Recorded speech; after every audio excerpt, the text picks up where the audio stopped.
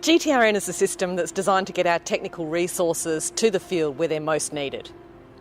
So I think GTRN really broadens horizons for both SMEs, the experts on one end, and for national offices. We have a tendency to continue to work with people we know, and that can be great much of the time. But sometimes we might be bringing experts in from far away, when actually, if we use GTRN, we can discover that maybe next door, in the country next door, there's someone who could be doing that job just as well, maybe even understanding the local context better. And so it gives us a multiplicity of options to look at that we might not otherwise see. And it helps us be more effective as a vast global organisation that we are.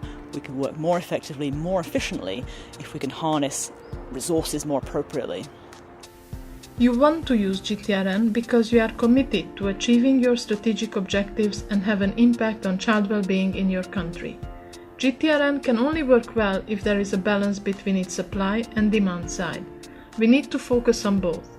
First, if you have capable staff that would qualify as subject matter experts, encourage them to sign up, to get validated, and to make their expertise available for the partnership.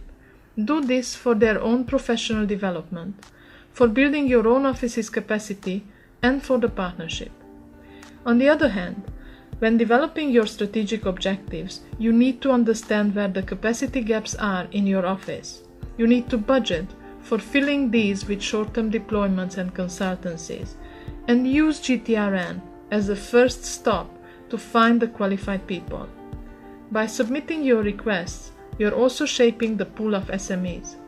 There is a group of people heavily involved in GTRN. Let's see who is doing what. First of all, each national office has a GTRN lead. What are the expectations from this person? You can find out in the next video.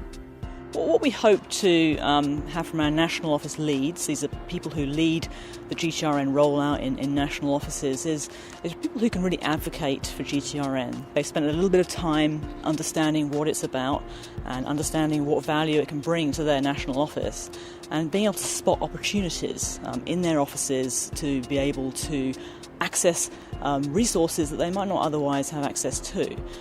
Working with, again, key people in their offices, whether that's in operations or P&C, and being able to help people adjust to a new way of working. How does the validation process look like? And can you trust the quality of SMEs that you will find in GTRN?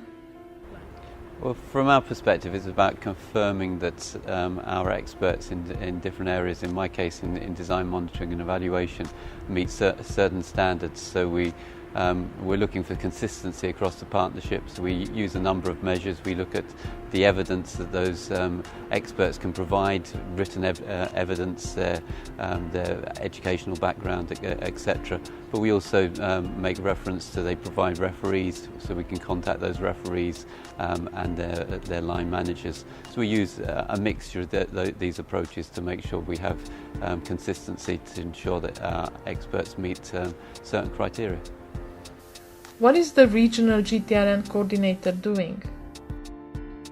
So I'm the regional coordinator for East Asia and South Asia Pacific, and my role has a few different elements to it. I help a lot of people get started using GTRN, especially some of the key people we need to work with in both the national offices and our regional office as well. I see myself as a kind of bridge between people who are really on the front end of using GTRN and the guys up in the global centre who are helping us to develop and refine the system. So I'm often listening to people, finding out about their experiences, what's working for them, what's not working, and relaying that back. And we solve a lot of issues together as we work in that way. So I'm kind of a bridge between the two ends.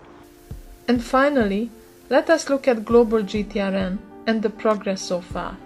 I'm GTRN manager, Wendy Creed, and I've been working with GTRN for the last 3.5 years. And 3.5 years ago, we started a few offices in Asia.